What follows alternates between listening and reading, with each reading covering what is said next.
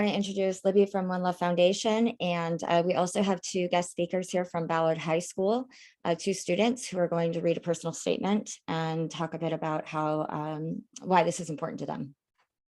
Great. Thanks, Erica. My name is Libby. I use she, her pronouns, and I'm an engagement manager with the One Love Foundation. I'm also joined tonight by my incredible colleague, Ria, who's going to be helping me with some tech support and monitoring the chat. If there are questions that come up as I'm sharing my screen, it's a little challenging for me to do both at the same time. So thank you so much for joining us this evening for what we're going to call Love is Learned, how to talk to young people about healthy relationships. As I said, I'm from the One Love Foundation. One Love is a national organization dedicated to educating young people about relationship health, teaching them to recognize the signs of a healthy and unhealthy relationship, identifying and avoiding abusive relationships, and loving better in all of our relationships. At One Love, we believe that 100% of us are in relationships, 100% of us can love better, and 100% of us deserve healthy relationships. This is an issue that impacts all of us. It's relevant to everyone in our lives, and it's something that we can practice every single day. Relationship health is a public health issue. We know that over 1 in 3 women, nearly 1 in 3 men, and around 1 in 2 trans or non-binary people will experience relationship abuse in their lifetime. We also know that this issue disproportionately impacts communities of color. And in particular, we know 44% of Black women and 46% of Indigenous women will experience or have experienced intimate partner violence. We also know that these numbers are grossly underreported. And so what we see here is just a small estimate and an underestimate of what's actually going on.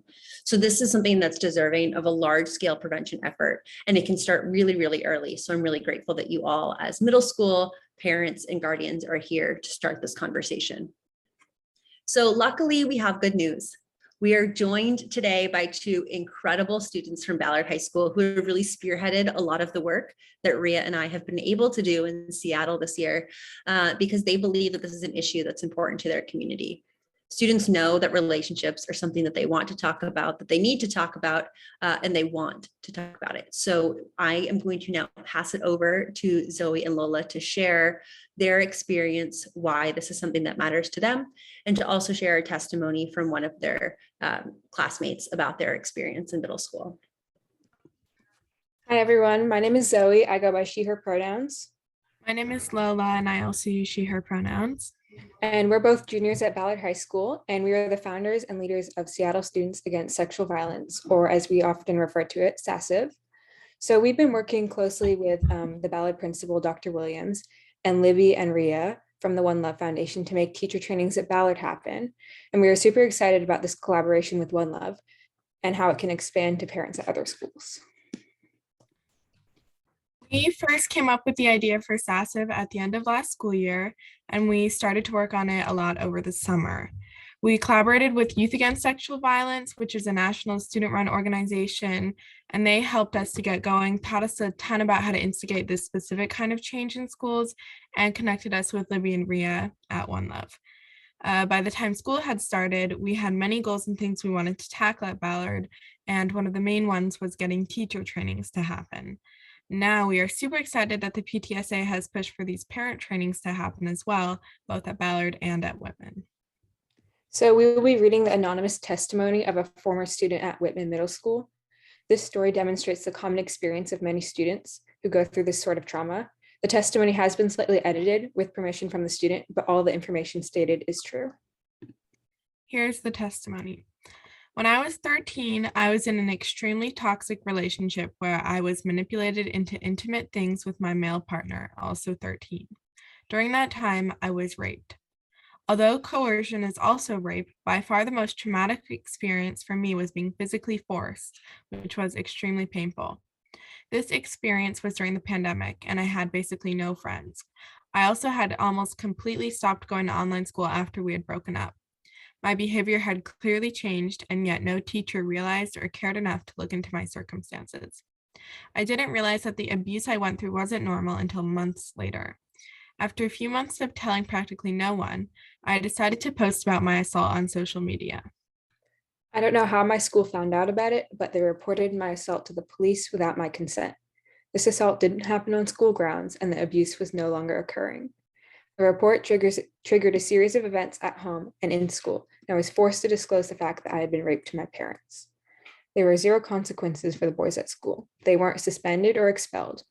No one at my school offered any help or resources, and no one checked in with me or informed me before telling my parents or reporting to the police. How the adults in my life, especially at school, handled my assault was by far more traumatic than the abuse itself. This school year, I was raped again by a different guy. I have told very few people about this assault in fear of what happened last time. All of my friends whose assaults have been reported by their school all say they would never speak up about any future assaults to the police or the school. This is the end of the testimony. This is the experience of many students who are survivors of sexual assault. Often the trauma they endure is heightened by the way it is handled by adults in their life. In this training, we hope that you will all walk away with the resources and preparation necessary to support your children and prevent situations like these. You can truly make a difference for your children, and we hope you use what you're taught in this training to make our communities safer.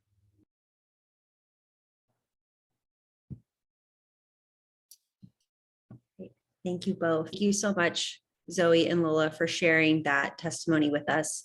It's really powerful to hear the experience of individual students. And I know that that student's experience that is not the only.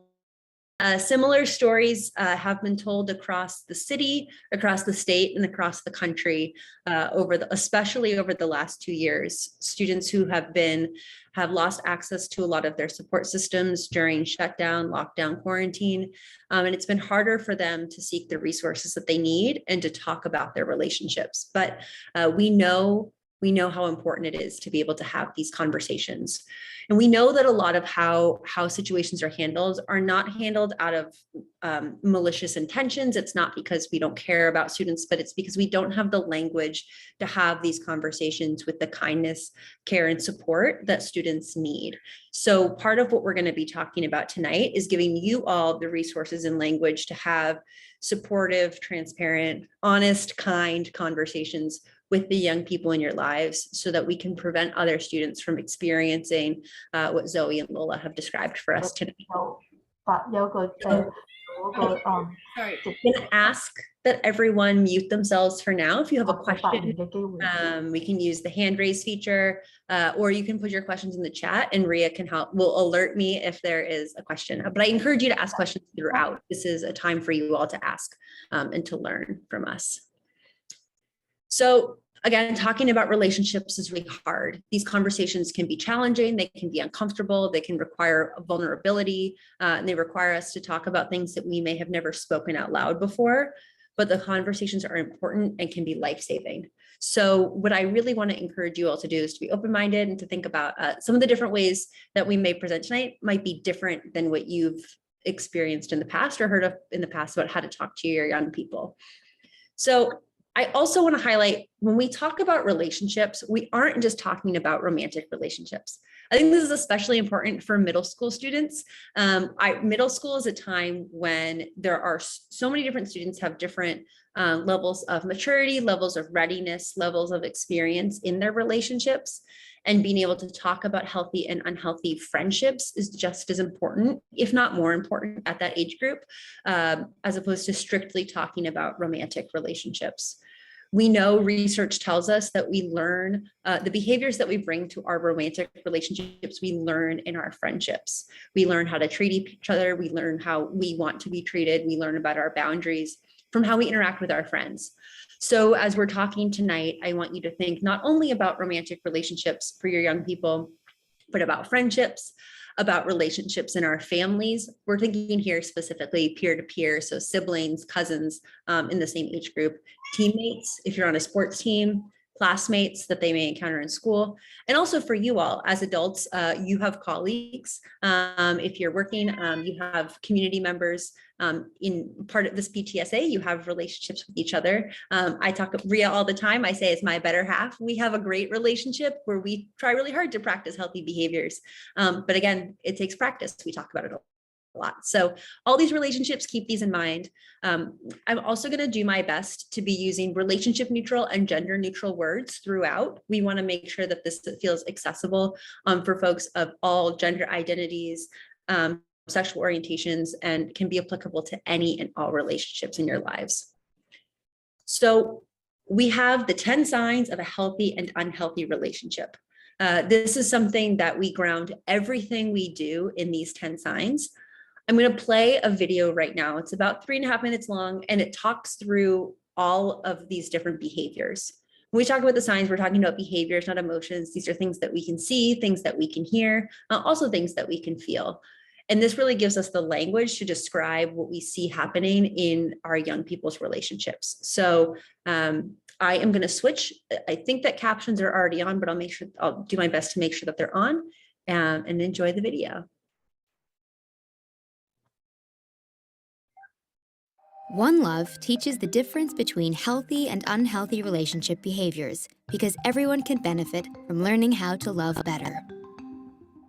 10 signs of an unhealthy relationship. If you're seeing any of these 10 unhealthy signs in your relationship, don't ignore them. Understanding these signs can help identify a toxic relationship before it becomes dangerous or abusive. Intensity.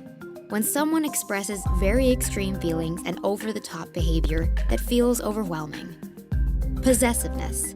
When someone is jealous to a point where they try to control who you spend time with and what you do. Manipulation. When someone tries to control your decisions, actions, or emotions.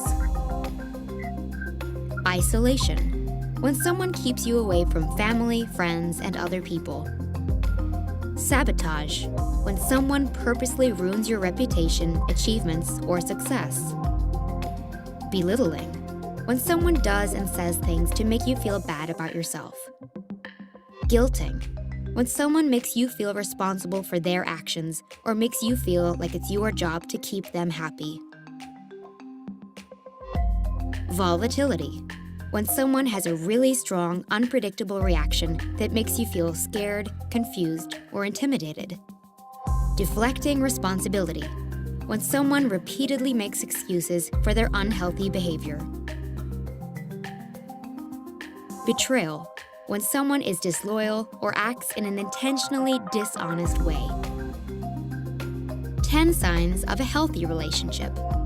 A healthy relationship does not mean a perfect relationship, but we can all strive to love better by practicing these 10 healthy behaviors. Comfortable pace. When the relationship moves at a speed that feels enjoyable and comfortable for each person. Trust. Confidence that your partner won't do anything to hurt you or ruin the relationship. Honesty. You can be truthful and candid without fearing how the other person will respond. Independence. Having the space to be yourself outside of the relationship. Respect. You value one another's beliefs and opinions and love the other person for who they are. Equality. The relationship feels balanced and everyone puts the same effort into the success of the relationship. You feel like your needs, wishes, and interests are just as important as the other person's. Kindness. You're caring and empathetic to one another and provide comfort and support. Taking responsibility. Owning your actions and words. You avoid placing blame and you can admit when you've made a mistake. Healthy conflict. Openly and respectfully discussing issues and confronting disagreements non-judgmentally. Fun. You enjoy spending time together and you bring out the best in each other. The best way to learn about love is through One Love. For more information about One Love and the signs of healthy and unhealthy relationships, visit joinonelove.org.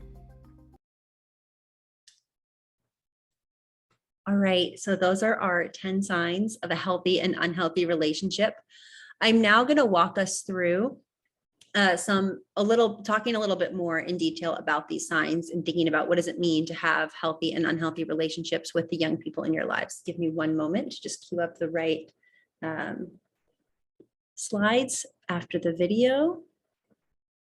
All right, so the first thing I want us to think about, and you can share this in the chat if you're able, or you can just think kind of to yourself, which sign of a healthy relationship is the most important to you in your relationships? So we have comfortable pace, trust, honesty, independence, respect, equality, kindness, fun, healthy conflict, and taking responsibility. So we're thinking about which of these are the most important to us in your own relationships. Ria, I'm going to put you on the spot. Which one is the most important to you?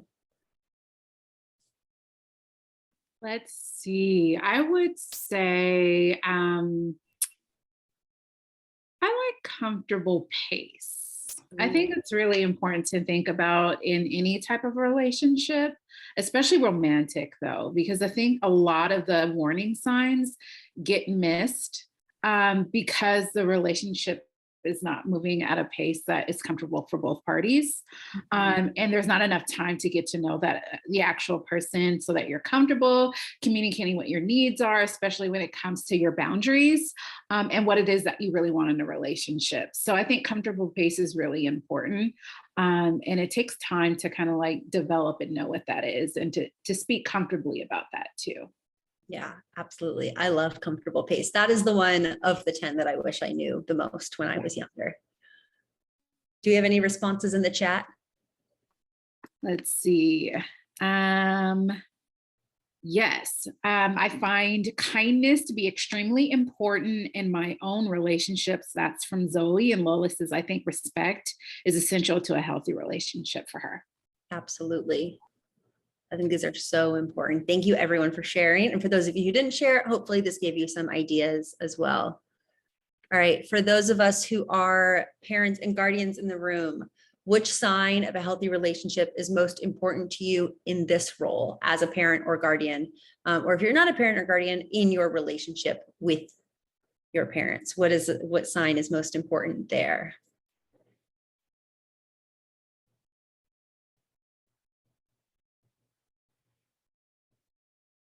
I think for me, growing up, trust was really important. It was important to me that I could trust my parents and the adults in my life, that if I told them something, that they would keep it in confidence unless they asked me first. And I also that I could trust them to have my best interests in mind. That was something that was really important to me.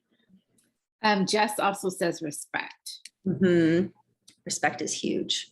And mutual respect, especially. Awesome.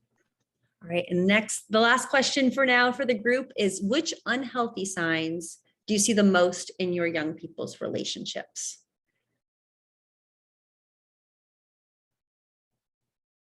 So the unhealthy signs, again, are intensity, possessiveness, manipulation, isolation, sabotage, belittling, guilting, volatility, betrayal, and deflecting responsibility. Which do you see the most? Really hard to pick one. I know. I'm like,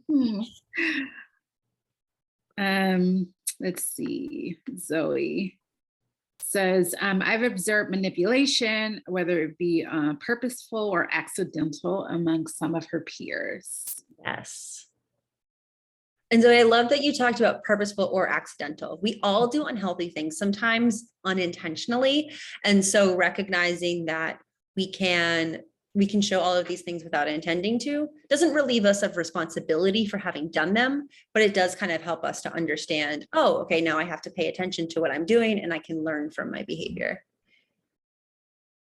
Ria, I remember when we did a very similar training session at Ballard High School with the faculty, and a lot of them brought up that they've seen possessiveness a lot in their students' relationships as well as intensity. So those are definitely. And Nell also said manipulation. Mm-hmm. Yep. And lots of manipulation, Mm-hmm. Thank you all. Yes, so these are things that we see. It varies a lot in different age groups. We notice this as young people get older, there are different behaviors that come out. But again, it varies person to person, things that we've learned. We can learn unhealthy behaviors from a lot of different places, which we'll talk about in a moment. So now that we've learned the 10 signs, I want to give a little bit of context on One Love, what we do and how we teach. So One Love is primarily focused on educating young people. I say young people because I know that you all have so many different relationships with the youth in your life, so that I don't want you to only be thinking about your children or the children for whom you are a guardian, but also thinking about their friends, your extended family. And if you work in a field where you may come across young people, you can play a really important role in their lives. So we teach through film, through discussion, and through activities. One Love works really hard to create carefully crafted scripts, casts, and situations where we can see our characters go through relationships that have both healthy and unhealthy dynamics. We try to represent as many different identities as we can in this library of content, as well as represent dynamics that show up in all different age groups and developmental levels. So particularly for our middle school students, we have our Friendlet series, which is an animated series. We've got 5 different videos where we meet some characters exploring their friendships. We have the Couplets videos, which is a series of 8 videos. A couple of those are available online. And then we have the Ghost Club, which helps us to understand students as they're learning about new relationships in their lives and how to unpack those and how to navigate those. So those are some workshops that are particularly designed for the middle school age group. We also have a large library that's accessible for high school students and college students. Another piece that I just want to share, for those of you who are interested, One Love's workshops and curriculum is heavily evaluated. We have an evaluation team. It's evidence-based. We've done some studies over the past few years, and we have one in progress as well. And it's aligned to a lot of the instructional guidelines for the state of Washington, particularly our health education, social emotional learning, and counseling standards. And we work hard to put together not only youth education, but parent education like we're doing this evening. So we are going to work to share with you some resources that we have available for parents. We have one called Start the Conversation. That's for all parents, that a lot of the talking points for this evening are derived from.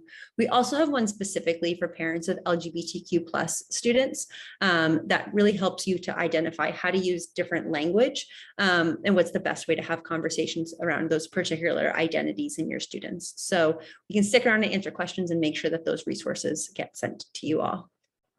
So I'm going to actually take a moment now and show you 2 of our couplets. I am biased. The couplets are my favorite of our workshops.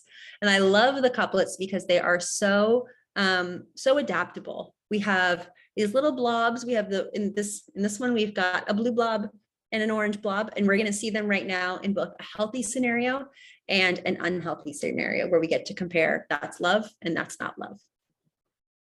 Wanna hang out? I gotta study. You'll get an A anyway. A for amazing. Wanna hang out? I gotta study. You'll get an F anyway. F for stupid. All right, so that video seems silly, right? We have our encouraging message at the beginning, and then we have our belittling or discouraging message in the second half. But what I love about this video is it gives us a great opportunity to think about, what does it mean when somebody's joking? So the questions that I have in the blue box here are 3 questions that I encourage you can either with the video or without the video, are great questions to ask at home or ask to the young people in your lives when thinking about relationships. So when jokes are made, you could ask, what is the line between joking and putting somebody down? How do you and your friends know where that line is? So this is a great opportunity, again, to unpack, what does it mean to make a joke? How do you know if a joke is funny? And so also getting to understand that jokes at somebody's expense are not necessarily funny. If not everybody's laughing, it's not a good joke. So I think understanding, right, what does it mean to be silly and have fun? Fun is one of our healthy behaviors. And when does it cross the line into a put down or belittling? Another way to have this conversation is, has anyone ever called you a name or made fun of you? How did that feel? So again, getting at the idea of we have some fun nicknames, and then we have some names that don't make people feel good. And sometimes these names, again, sometimes we'll try to make jokes at our own expense, but those self-deprecating jokes, often that can just be a shield, and it can be a way to hide something that actually doesn't feel good at all. And so again, kind of getting at the nuance of this, of asking how did it feel and giving them a chance to share. And then finally, have you ever had to apologize to a friend for taking a joke too far? And what did you say? Now, if you ask this question, your young people might be like, oh, I've never done that. What are you talking about? And maybe hesitant to open up. But in this case, it's a really good opportunity for you all as the adults to maybe show some vulnerability or share an example of a time when you took a joke too far and you had to apologize. or when you made a comment that you thought was funny or you thought would be taken well and it actually wasn't. And what does it feel like to go back and apologize and take responsibility? Taking responsibility is really hard. I often say that taking responsibility is the hardest of our healthy behaviors, right? Because you have to really make yourself vulnerable, acknowledge that you did something wrong, that you made a mistake, and commit to changing your actions going forward. But this can go a long way. And when we talk a lot about young people's mental health and the toll that especially digital communication has had, when the majority of our communication is digital, we lose tone and we lose nuance. So we don't have the same opportunities to really figure out, is something silly? Is it funny? Is it sarcastic? Or is it just straight up mean? And so in this case, it's really important to recognize how a lot of times jokes just don't land. And at the end of the day, it's much more important to just be kind and to talk about what that means and what that feels like. And so having these conversations and reflections can go a long way. So again, I just want to reiterate that belittling somebody can have a really harmful effect on how we feel about ourselves. So when we're talking about self-image, when we're talking about confidence, when we're talking about our mental health, belittling is something that can, again, if you're just joking around, using belittling language can chip away and can really harm somebody's self-worth. And so again, on the flip side, thinking about what does respect feel like? What does respect sound like? And so reiterating that if respect is present in your friendships or relationships, a person will value you. They'll value your beliefs, they'll value your opinions, and they'll value who you are. If you're in a relationship or friendship, you shouldn't ever question if you're respected, right? So if you're talking to your young person and they're kind of, if you ask like, oh, do you feel respected in your relationships or in your friendships? And they don't know, they might not know what it means to feel respected. So that's a great opportunity. But if they know what it means and they still aren't sure, that's should be taken as a sign that maybe they aren't, or that they just need to have some deeper conversations with those friends or partners. Any questions here before I move on about put downs or belittling or respect and the impact of those?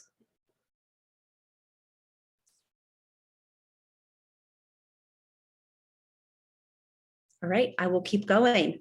The next one I want to show is a video called Anger, which demonstrates the unhealthy behavior of volatility versus kindness again. So I will play this and then we'll dive into it. Want to come over tonight? I got plans, but maybe tomorrow? Sure thing. Want to come over tonight? I got plans. You will come over. No, I won't. You will. I won't. You will. All right, so this video here gives us a great opportunity to talk about the comparison between emotions, feelings, and behavior. So in this case, in the first one, we saw the blue couplet invited the orange couplet to hang out. The orange couplet wasn't available, so they said, no, I can't come. And the blue couplet said, okay, great, that's fine. In the second one, the blue couplet had a volatile reaction. And when we talk about volatility, right, I kind of was doing this hand gesture if it's when there's this roller coaster of emotions. You're walking on eggshells around somebody. You don't know what to expect. And it feels like they can pop off at any moment. So again, this is where a conversation that may have just started light and friendly can turn into feeling like peer pressure, can turn into feeling like coercion or intimidation. So we want to be really mindful about, even if that blue couplet's feelings were hurt because the orange couplet wasn't available to hang out with them, there's a different way to channel that emotion or that feeling. So this is a conversation that I love to have with young people and with adults, right? Is how do you feel when you get angry? What happens in your body? And when we think about, we have these psychological reactions, right? We mentally, we're really upset, but it also turns into a physiological reaction. Our body changes, our muscles tense up. I notice I can tell when I've had a rough day. I have dents in my palms from my fingernails, from like clenching my fists, and my jaw really hurts from clenching my jaw. So I get very physically tense. I have friends where they'll say their back really hurts or their shoulder hurts or their neck hurts. You can feel the tension throughout your body. And so giving young people a chance to reflect on that and think about that is really helpful, because sometimes we feel it in our body before we feel it in our minds. So how do you feel? What do you notice? And again, this couplet is just that physical manifestation when they're getting bigger and changing colors. Another great question is you can ask, has a friend ever done something that scared you or made you feel intimidated? What happened and how did that feel? So this is a great time to also weave in conversations around peer pressure, right? When you're getting kind of convinced or coerced to do something that you didn't feel comfortable doing. And sometimes people will use their body language will kind of grow, and maybe they're coming from a place of feeling upset, but then that makes you feel intimidated and you don't feel like you can say no. And so again, being able to have these conversations to recognize what was it about your friend's language? What was it about their body language that made you scared or intimidated? And what did you do? How did you respond? What did you say? Did you feel comfortable saying anything? All of these are really great open-ended questions. We don't want to ever put feelings or put language into our young people's mouths, but we can always give them a word bank or give them suggestions. Right. So this question, right? Did they ever do something that scared you, made you feel intimidated? That's just that can be a more open-ended question. And then finally, you're saying, what can you do to make sure that you don't act on your anger? So when you feel angry, what can you do instead to channel it in a healthier way or to help you process that before you react? So again, we never want to make anyone feel bad because of their emotions. Anger is an emotion that we all experience. Jealousy is also an emotion that we all experience, but how we handle those emotions is what makes all the difference. So again, some of the steps we encourage are thinking before you speak, listening, making sure you're listening to somebody here all the way out. Sometimes people will tell a story and the first couple of words will make you upset, so you snap to react. Waiting till you're calm to express your feelings, and if you need to, you can walk away. And always letting our young people know that it's always okay to walk away. It's okay to take space. It's okay to decompress. That is something that I feel like our culture just moves so quickly that we don't often feel like we have the time to do that. And so being able to take the time to decompress it makes a big difference in making someone feel safe. So again, letting them know that they should be able to talk to their friends about anything, whether it's good or bad, without them getting angry or reacting in a volatile way. So they can get upset generally, but there's a difference between feeling upset and being upset at somebody. And that's kind of a nuance that we don't talk about enough. And so being able to talk about, like, your feelings are normal, but directing those feelings at somebody else and turning those into actions is unhealthy. And so again, being able to take the time that you need to decompress is really important. And again, as the trusted adult, as a parent or guardian or caring person in the young person's life, letting them know that if they ever feel unsafe, they can come to you. Or if they maybe don't feel comfortable talking to you in that moment, together you can identify another adult that they can go to, or at least making sure that they know of another adult that they can go to.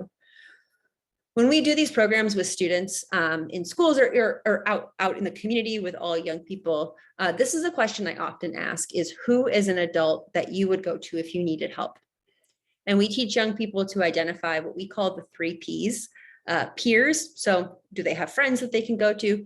Parents, which it's not always going to be a parent, but could be any trusted adult or parent-like figure, or professional. We also want them to think about who are professionals in their lives and support systems. What I would say is really hard, but I don't want you to take it personally if your young people don't come to you first and go to somebody else. The most important thing is that they go to someone, that they feel like they can ask for help, that they feel like there's a safe, caring, trusted adult to go to. It can be really hard if it's not you. And it can be really hard not to take it personally, but ultimately it's going to be really important. They may eventually come to you, but they just need to find somebody that can support them. So it may be an aunt or uncle, it may be a teacher, it may be a coach, it may be a counselor, it may be your next door neighbor, but them having somebody is going to be really, really important. So before we move on to the next section, I want to flag this incredible set of language that Lola and Zoe helped us pull together of say this and not that. So our say this are examples of things that we want to say to young people that can be helpful, encouraging, create a safe space. And the not that are things that can make them shut down or make them uncomfortable. So I'll read through the say this, and I want you to think about, what do these have in common? So our say this is, you don't seem like yourself these days. Is there anything that you'd like to talk about? I've noticed you keep looking at your phone, that you seem distracted. Is everything okay? What I'm seeing makes me worried. I'm here if you want to talk about it. Does your relationship make you feel safe and comfortable? Are there ever moments when you don't feel that way? Is there someone you feel comfortable talking to about how you're feeling right now?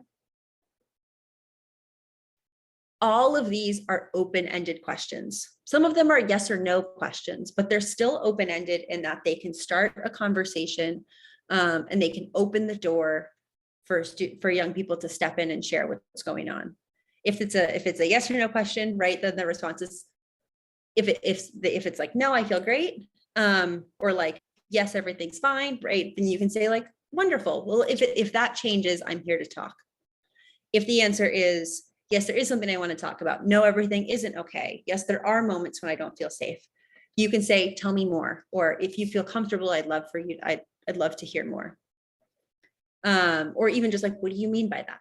And making sure that you're always kind of asking these open-ended, you're not putting language in their mouth, you're not planting seeds, and just kind of inviting them to share as much or as little as they feel comfortable. On the not that side are some of these more direct, loaded language, either victim blaming or defensive type statements. So you don't want to ask, how's your boyfriend? The reason we don't want to ask that is that they might not have defined the relationship and you're going to put language in their mouth. Also, often we notice with younger students, particularly in middle school, it may just be that they are, often it's that you can have young people who have platonic relationships, but the adults are trying to romanticize or sexualize those relationships. I remember when I was in elementary school, I had a friend who was a boy, and there were adults in my life who would say, "Ooh, how's your boyfriend?" And it made me uncomfortable, right? Because that was my friend. I was a kid. I was not ready. I was not emotionally ready to have romantic feelings for somebody, but I felt like the adults in my life were trying to project that onto me. And so it was something that made it really hard to talk about my friendship with this person, because it invited a lot of questions that I didn't feel comfortable with. Similarly, when people say, oh, you and so make such a cute couple, you seem so happy. If they're not together, that can just be uncomfortable because there isn't a relationship. And if they are, now that's projecting your own external view of, oh, you seem so happy, you're so cute together. If they're not so happy and the relationship isn't going well, they now don't feel comfortable speaking about that, because it seems like it's a taboo subject. Everyone thinks everything's going well and you don't want to rock the boat. Similarly, if you ask, did so-and-so hurt you? Do you think your relationship is abusive? That's putting language in their mouths that maybe they don't feel comfortable using yet. And then can make it really hard to engage in that conversation. So again, we don't want to put really tough labeling language out there. Instead, we just want to talk about behaviors. And then again, we have these things like, oh, teen love. No way, that person would never do that. It's not their fault. They have a difficult home life. All of those things kind of minimize or diminish relationships that somebody might be going through. So again, you never know how your young person is feeling unless you ask. And we always, again, we want to be careful with making any jokes. So all of these are things that we want to avoid saying. Ultimately, you know the young people in your lives the best. So you know what they're going to respond to, but I really encourage you to stay with these open-ended, open-minded questions that just kind of invite them to walk through the door. Before I keep going, I want to pause and see if there are any questions. You're welcome, if you want to ask out loud, you're welcome to do that, or you can put your questions in the chat as well.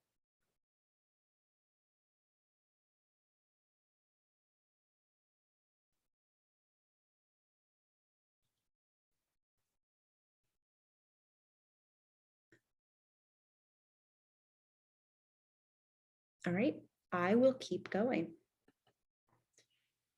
So finally, I want to close us out by sharing some of what we've heard from the experts who do a lot of great research in this area, as well as survivors. In my experience, it's really important to be able to compare and share both the expert experience as well as the individual survivor experience. There are a lot of overlaps, but experts tell us, always talk about healthy friendships. Point out healthy behaviors that we see so that we know what that looks like. So often we see examples of unhealthy, right? We know, well, we don't want to be like that, but we don't know what role models look like. We don't know what to aspire for. We don't really know what, there's this phrase, relationship goals. We don't know what that is. And so I love to use teachable moments in the media to talk about this. Now that I've worked at One Love for a couple of years, I can't watch TV the same way whenever I watch shows. Rhea knows this. I'll come in, I'll be like, I watched this show last night and this relationship was so unhealthy. Can you believe all the signs? And then you just kind of rattle through.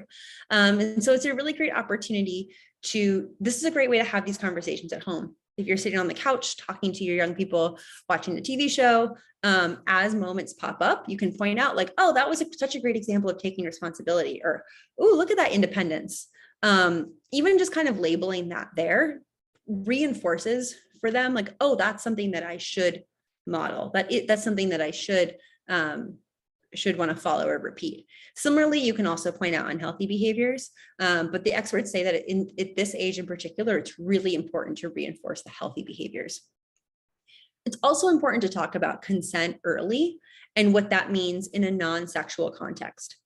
Often when we learn about consent, we only learn about it when it comes to our sexual relationships. And it's something that, yes, that is very, very important. And I don't want to take away from that, but it can make it hard to understand what that feels like and to practice it early. You want to be able to practice asking for and receiving and giving consent well before you are ready to do that in a sexual relationship, so that you know what it looks, sounds, and feels like. An example that I come across, there's a silly example, but we talk about like ordering a pizza. If you're going to order a pizza as a family, you have a conversation about the toppings you want to put on there. And if you have somebody in your family who doesn't eat meat, then they might say, well, I don't want to get pepperoni, or we can get pepperoni on half, but can we keep the other half without pepperoni? Right. That is an example of consent, communicating a boundary, and asking for and receiving consent about what you want to eat. Another example that comes up a lot, particularly in the context of social media, is whether or not you want to post a picture online. So we hear a lot of examples, right, of people posting pictures online without somebody's consent or permission. And what is really helpful about having conversations in that area is when we can talk about the reversibility of consent. So I might take a picture of me and my friends and say like, hey, isn't this so cute? Can I post this on Instagram? Can I post this on my story, etc.? And if they all say yes, great. If one of my friends comes up to me later and says like, hey, Libby, actually, I don't really feel comfortable with you posting that picture. I didn't want to say something in the group, but I'm not really feeling how I look today, or I don't really want people to, I don't feel comfortable sharing that I was at this event, or I just don't want to. They don't have to give a reason. That person is allowed to change their mind. And it's also on me to honor the fact that they've changed their mind and take the picture down. So again, those are really great ways to start those conversations early about what it means to ask, right? It should be on the asker. I should ask first. And then that creates an opportunity for somebody to say yes or no, and also to change their minds. Now, also when we talk to survivors about what they wish had happened earlier before they even got into unhealthy relationships, particularly when they were younger, they say, please don't emphasize that being in a relationship is a social achievement. So often we congratulate people and highlight when they hit relationship milestones over other milestones in their lives. And while relationship milestones are important, right, we want to recognize and celebrate healthy relationships. We also want to recognize and celebrate that there are lots and lots of other achievements in our lives, and that relationship milestones are just a few of the many milestones in our lives. So we can highlight relationships, but we never want anyone to feel like they are less than, they are less valuable, they are less important, their life is less meaningful if they aren't in a romantic relationship. We want to celebrate friendships as well. We want to celebrate teammates and other achievements. So making sure that we're not making anybody feel more important for having a partner. We also want to make sure that we're remembering that emotional abuse is abuse. I hope after this evening, talking and learning about the 10 signs of an unhealthy relationship, we can recognize that these are things that are really, really powerful and can be really hurtful and harmful over time. So again, just making sure that we know what these look, sound, and feel like, and recognize how serious it is when those unhealthy behaviors turn into a pattern of power and control and can escalate into abuse and ultimately violence. And then finally, they want us to know the importance of having father figures and male role models in these conversations. It's not lost on me that the majority of One Love's staff are female identifying, or that our student leaders are female identifying. We have an incredible group of strong women who are advocating for this issue, but we know that there need to be more men and more non-binary folks in the conversation as well. Whenever I have conversations with groups of young men, they'll say, yeah, I know this is an issue, but I don't know who to talk to about it. I don't know who to go to. I don't know who my resources are, because there just aren't as many men who are speaking up. This has been an inadvertently gendered issue, partly because of how it's been portrayed in the media, but also just partly because of how we've been socialized. So for those of you who are male identifying or have male identifying folks in your households, I encourage you to also take up these conversations but with folks of all genders, but recognizing that this is something that we all can talk about. The statistics tell us that men are almost equally represented in those who experience intimate partner violence as women. So again, making sure that we're having these conversations early before we see the red flags set in. And then when we do see those set in and we have to have the hard conversations, it's really, really important to believe the young people in our lives. Believe them right away. Let them know that you're there, that you are grateful for them coming forward. And also just recognize they're not going to tell you everything the first time that you talk, but being mindful to label behaviors, not the person. You don't want to go in and label their friend or partner as a bad person, an unhealthy person, an abusive person. This can shut down the conversation, but instead say, I'm so sorry you experienced that. That sounds like a really unhealthy experience or an unhealthy behavior. Encouraging them to talk to a professional. We'll talk about this a bit more as we close out, but if you're not an expert, well, in general, you shouldn't be anyone's entire support system. We want to spread the love, share the load, and encourage them to get help from as many different people in their lives as possible. And then again, this is for a little bit when they're older, but also I just want to flag, it's always important to normalize breaking up and talking about it. So if you're going to end a friendship or a relationship, having that conversation, letting others know what's going on, because it can eventually become a safety issue as they get older. And then finally, survivors tell us, pay attention to the early cues. So we talked about this a little bit, but if they're always on their phone, if they seem distracted, if they're disengaged, if you work with young people professionally, you notice their attendance has dropped, you're not seeing them as much, pointing those things out and just checking in with them and letting them know that you care and that you're there. It goes a long way, even if they aren't responding right away. Then finally, you want to take care of yourself in all of this. You are also a person who has a lot of thoughts, feelings, needs in your own relationships. You don't need to be an expert in this to have these conversations. Ria and I have these conversations all day, but we didn't start as experts. And we started as people who care a lot about One Love, care a lot about healthy relationships, and we've learned a lot through conversations in our community with our peers and through our own education. Lola and Zoe are doing incredible work in their community, having conversations. They're quickly becoming experts, but they didn't start that way either, right? They started as two people who cared a lot about healthy relationships. And so again, if you don't know something, that's okay. You can turn to, you may have a peer parent community. You can talk to the counselors at your young people's schools or administrators. You can talk to us at One Love. I'll make my contact information is here. We'll make sure Ria and I put that in the chat. It's also okay to put questions back onto the young person, or if you're talking to a group. You also want to model boundary setting, take care of yourself. If you're not in a place to have that conversation, it's okay to say that. It's okay to say, hey, thank you so much for telling me. I feel really honored. I'm not in a great place to have this conversation, and I want to make sure that I can take care of you and myself. How would you feel about maybe writing me a note? I want to make sure you get to get your thoughts out. If you write me a letter, then I'll write you back this evening, or I'll write you back tomorrow, and we can continue the conversation. That's a great way to kind of pause without stopping the conversation. All right, I'm noticing we're running to 8 o'clock right now. I want to be mindful of everybody's time this evening. Again, thank you so much, everyone, for joining us.